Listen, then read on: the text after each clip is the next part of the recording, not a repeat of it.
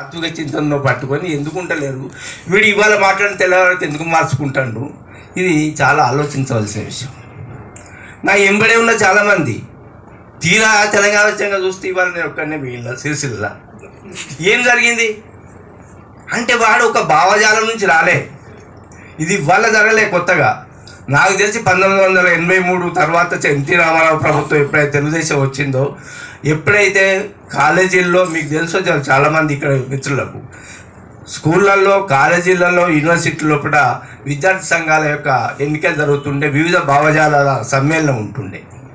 ఎప్పుడైతే వాటిని బ్యాన్ చేసి పడేసారు, స్కూళ్ళల్లో లేదు, కాలేజీలలో లేదు, యూనివర్సిటీలలో లేదు, ఇంటర్మీడియట్ లెవెల్లో ఎక్కడా లేదు. కేవలం భావజాలం ఏమైనా ఉందంటే చదువు చదువు చదువు, నువ్వు ఇంజనీర్ అవుతావా, నువ్వు డాక్టర్ అవుతావా, నువ్వు నీ మీద తల్లిదండ్రులు పెట్టుబడి పెడతావు, ఆ పెట్టుబడి రిటర్న్ అవుతుందా రాదా అని చూసుకుంటాను. ఒక దుర్మార్గమైన వ్యవస్థ తయారైంది. ఆ వ్యవస్థ నుంచి ఇవాళ వచ్చిన వాళ్ళు చాలామంది ఉన్నారు. ముఖ్యంగా 1975-80 తర్వాత పుట్టిన వాళ్ళు అయితే ఉద్యోగులు కానీ వాళ్ళకు ఉద్యోగ బాధ్యత ఉందా తెలియదు, లేకుంటే వాళ్ళ ఉపాధ్యాయులు అయితే వాళ్ళు ఏం చెప్తున్నారో వాళ్ళకి తెలియదు. అసలు ఇంగ్లీష్ మీడియం అని పెట్టింది ప్రభుత్వం, కానీ వాడు ఇంగ్లీషు చదవలేడు, తెలుగు రాయలేడు, తెలుగు కనీసం చదవస్తలేదు వాళ్ళ పిల్లలకు. ఇది ఎక్కడికి పోతుంది సమాజం, ఎటువైతుంది? ఇవాళ తెలంగాణ రచయితల వేదిక తన ముందున్న కర్తవ్యాలు, సరే సభలు సమావేశాలు భావజాలాలు తెలుగు ఒకటే కాదు, చురుకైన పాత్ర పోషించవలసినటువంటి రంగాలు ఎన్నో ఉన్నాయి. ఇప్పుడు శ్రీనివాస్ గారు చెప్పారు. నిజం కూడా జూపాక సుభద్రదేవి గారికి వేదిక మీదకి ఆహ్వానం.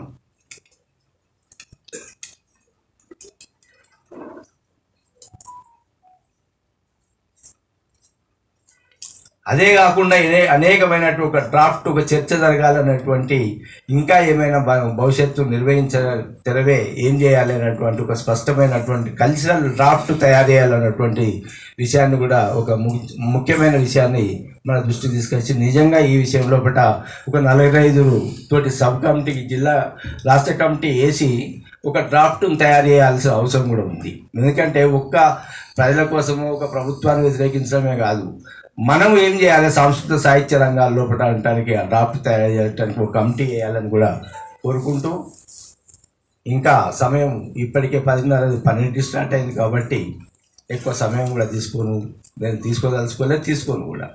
కాబట్టి మిత్రులారా, మన కళలను ఎప్పటి జేబులలో పెట్టుకొని పోటీని లెక్క, ఎందుకంటే బుర్రలు ఉంటుండే కానీ ఇప్పుడు బుర్రలు కూడా లేవు వాటికి. అంటే బుర్ర వేయింది, కళల యొక్క బుర్ర వేయింది. కనీసం కవులు రచయితలు మనం అన్న బుర్ర ఉన్నట్టు, మెదడు ఉన్నట్టు కొంచెం ప్రవర్తించాల్సిన అవసరం ఉంది. ఎందుకంటే ఇవాళ ఎవరైనా ఆధునిక వ్యవస్థ, ప్రభుత్వము, తెలంగాణ బాగా ధనవంతమైంది అని అంటే నిజం కూడా ఎవరైనా అడుగుర్రి, ఎందుకు ఈ ఆత్మహత్యలు జరుగుతున్నాయి ఇలా మొట్టమొదటి చెప్పని ఎవరైనా అడగండి. ఈ దేశం అంత పెద్ద ర్యాంకుల్లో ఉంది కదా రాష్ట్రం లోపల, మరి ఎందుకు ఈ దేశం లోపల, ఈ రాష్ట్రం లోపల ఇంతమంది పేదవులు ఉన్నారు, ఎంతమంది వాళ్ళ సంఖ్య ఎందుకు రోజుకి ఇంత పెరుగుతుందని కూడా మనం అడగండి.